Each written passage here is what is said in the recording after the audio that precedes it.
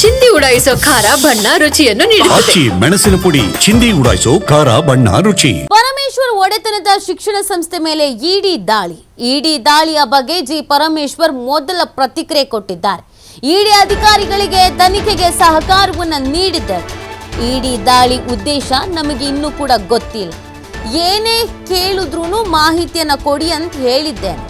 ಇವತ್ತು ಕೂಡ ಪರಿಶೀಲನೆ ಮುಂದುವರೆದಿದೆ. ಎಲ್ರಿಗೂ ಕಾನೂನು ಒಂದೇ. ಕಾನೂನನ್ನು ಗೌರವಿಸ್ತೇನೆ. ತನಿಖೆಯಲ್ಲಿ ಏನು ಬರುತ್ತೆ ಅದೇ ಅಂತಿಮ.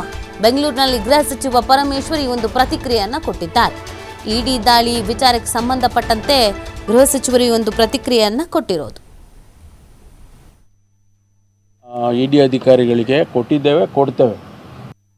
ಅದರಿಂದ ನಾವು ಎಲ್ಲ ರೀತಿಯ ಸಹಕಾರವನ್ನು ಕೂಡ ಇಡಿ ಅಧಿಕಾರಿಗಳಿಗೆ ಕೊಡ್ತೇವೆ.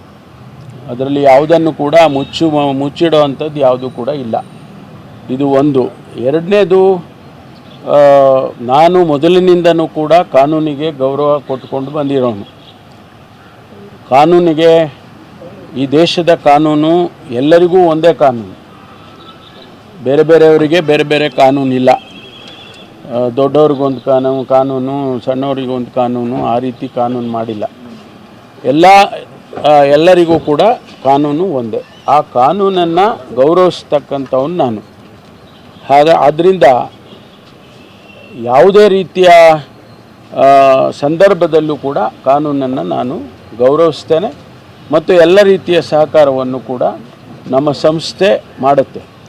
ಯಾಕೆಂದರೆ ಇದು ಸಂಸ್ಥೆ ವಿಚಾರ ಆಗಿರೋದ್ರಿಂದ, ಇದು ನಾನು ಒಬ್ಬ ಇಂಡಿವಿಜುವಲ್ ಅಲ್ಲ, ಇದು ಸಂಸ್ಥೆ ವಿಚಾರ ಆಗಿರೋದ್ರಿಂದ ಸಂಸ್ಥೆ ಎಲ್ಲ ಸಹಕಾರವನ್ನು ಕೂಡ ನಾವು ಕೊಡ್ತೇವೆ.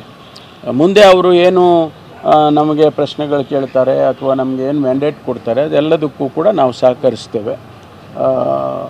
ಇಷ್ಟು ವಿಚಾರಗಳನ್ನು ನಾನು ತಮಗೆ ತಿಳಿಸ್ತೇನೆ. ಅಲ್ಲ, ನಮಗೇನು ಯಾವುದು ಕೂಡ ಇನ್ವೆಸ್ಟಿಗೇಷನ್ ನಡೀತಾ ಇದೆ. ಇನ್ವೆಸ್ಟಿಗೇಷನ್ನಲ್ಲಿ ಏನು ಅಂತಿಮವಾಗಿ ಬರುತ್ತೆ ಅದೇ ತಾನೇ ಮುಖ್ಯ. ಅಲ್ಲಿವರೆಗೂ ಸ್ಪೆಕ್ಯುಲೇಷನ್ ಮಾಡೋದಕ್ಕಿಂತ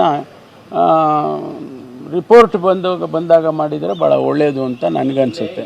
ಅದರಿಂದ ನಾವು ಎಲ್ಲ ರೀತಿಯ